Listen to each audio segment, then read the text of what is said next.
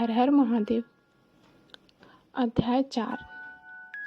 नारद जी का भगवान विष्णु को क्रोधपूर्वक फटकारना और श्राप देना, फिर माया के दूर हो जाने पर पश्चाताप पूर्वक भगवान के चरणों में गिरना और शुद्धि का उपाय पूछना, और भगवान विष्णु का उन्हें समझा बुझाकर शिव का महात्म्य जानने के लिए ब्रह्मा जी के पास जाने का आदेश और शिव का भजन का उपदेश देना। ऋषिगण बोले, हे महाप्राज्ञ, हे सूत, अपने बड़ी अद्भुत कथा का वर्णन किया है। भगवान शंकर की माया धन्य है। यह चराचर जगत उन्हीं के अधीन है। भगवान शंकर के वे दोनों गण जब अपनी इच्छा से चले गए तब काम विट्ठल और मुनि क्रुद्ध। मुनि नारद ने क्या किया? सूत जी बोले, शिव की इच्छा से विमोहित मुनि ने उन दोनों को यथोचित श्राप देकर जल में अपना मुख और स्वरूप देखने लगे। शिव इच्छा के कारण उन्हें ज्ञान नहीं हुआ और विष्णु के द्वारा किए गए छल का स्मरण करके दुख और क्रोध में आकर भी उसी समय विष्णु लोक जा पहुँचे।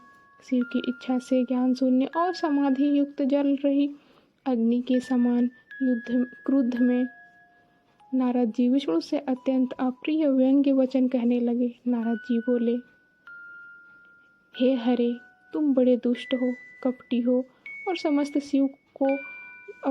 विश्व को मोह में डाले रहते हो। दूसरों का उत्साह तुमसे सहा नहीं जाता। तुम मायावी हो और तुम्हारा अंतःकरण मलिन है। पूर्व काल में तुमने मोहिनी रूप धारण करके कपट किया, असुरों को वारुणी मदिरा पिलाई और उन्हें अमृत नहीं पीने दिया। छल कपट में ही रत रहने वाले हे हरे, यदि महेश्वर रुद्र दया करके विष न पी लेते तो तुम्हारी सारी माया उसी दिन समाप्त हो जाती।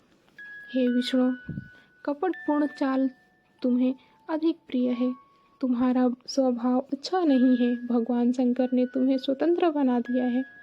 परमात्मा शंकर के द्वारा ऐसा करके अच्छा नहीं किया गया और तुम उनके प्रभाव बल को जानकर स्वतंत्र होकर कार्य करते रहते हो।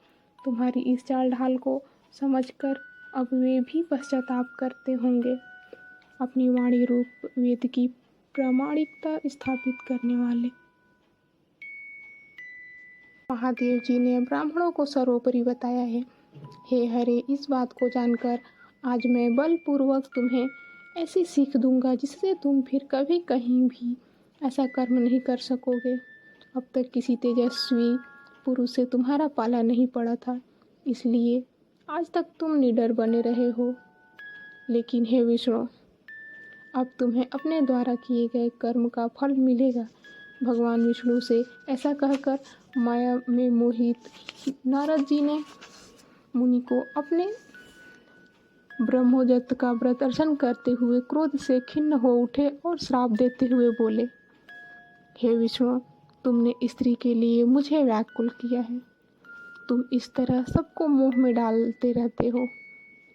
यह कपटपूर्ण कार्य करते हुए तुमने जिस स्वरूप से मुझे संयुक्त किया था, उसी स्वरूप से हे हरे, तुम मनुष्य हो जाओ और स्त्री के लिए दूसरों को दुख देने वाले तुम भी स्त्री के वियोग का दुख भोगो। तुमने जिन वानरों के समान मेरा मुख बनाया था, वे ही उस समय तुम्हारे सहायक हों। तुम दूसरों को दुख देने वाले हो, इसलिए स्वयं भी तुम्हें स्त्री के वियोग का दुख प्राप्त हो और अज्ञान से मोहित मनुष्यों के समान तुम्हारी स्थिति हो। अज्ञान से मोहित हुए नारद जी ने मोहवश श्रीहरि को जब इस तरह का श्राप दिए, तब उन विष्णु ने शंभु की माया की प्रशंसा करते हुए उस श्राप को स्वीकार कर लिया। तदंतर महालीला करने वाले शंभु ने अपनी उस विश्वमोहिनी माया को, जिसके कारण ज्ञानी नारद मुनि भी मोहित हो गए थे, खींच लिया। उस माया के तिरोहित होते ही नारद जी पूर्वत शुद्ध बुद्धि से युक्त हो गए। उन्हें पूर्वत ज्ञान प्राप्त हो गया और उनकी सारी व्याकुलता जाती रही। इससे उनके मन में बड़ा विस्मय हुआ। वे पश्चाताप करके बार बार अपनी निंदा करने लगे। उस समय उन्होंने ज्ञानी को भी मोह में डालने वाली भगवान शंभु की माया की सराहना की। तदंतर यह जानकर कि माया के कारण ही मैं भ्रम में पड़ गया था, वैष्णव शिरोमणि नारद जी भगवान विष्णु के चरणों में गिर पड़े। भगवान श्रीहरि ने उन्हें उठाकर खड़ा कर दिया। उस समय अपनी दुर्बुद्धि नष्ट हो जाने के कारण वे बोले, माया से मोहित होने के कारण मेरी बुद्धि बिगड़ गई थी, इसलिए मैंने आपके प्रति बहुत दुर्वचन कहे हैं।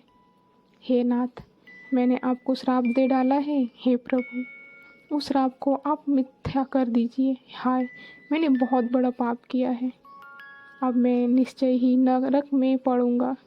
हे हरे, मैं आपका दास हूँ, इसलिए बताइए मैं क्या उपाय कौन सा प्रायश्चित करूं जिससे मेरा पाप समूह नष्ट हो जाए और मुझे नरक में न गिरना पड़े। ऐसा कहकर शुद्ध बुद्धि वाले मुनि शिरोमणि नारद जी पुनः भक्ति भाव से भगवान विष्णु के चरणों में गिर पड़े। उस समय उन्हें बड़ा पश्चाताप हो रहा था। तब विष्णु जी उन्हें उठाकर मधुर वाणी में कहने लगे। विष्णु जी बोले, हे तात, खेद मत कीजिए, आप मेरे श्रेष्ठ भक्त हैं, इसमें कोई शंका नहीं है। मैं आपको एक बात बताता हूँ, सुनिए। उससे निश्चय ही आपका परम हित होगा, आपको नरक में नहीं जाना पड़ेगा। भगवान शिव आपका कल्याण करेंगे। आपने मद से मोहित होकर जो भगवान शिव की बात नहीं मानी थी, उसकी अवहेलना कर दी थी, उसी अपराध का ऐसा फल भगवान शिव ने आपको दिया है, क्योंकि वही कर्म फल के दाता हैं। आप अपने मन में यह दृढ़ निश्चय कर लीजिए कि भगवान शिव की इच्छा से ही यह सब कुछ हुआ है। सबके स्वामी परमेश्वर शंकर ही गर्व को दूर करने वाले हैं। वही पर ब्रह्मा है, परमात्मा है, उन्हीं का सच्चिदानंद स्वरूप रूप से बोध होता है।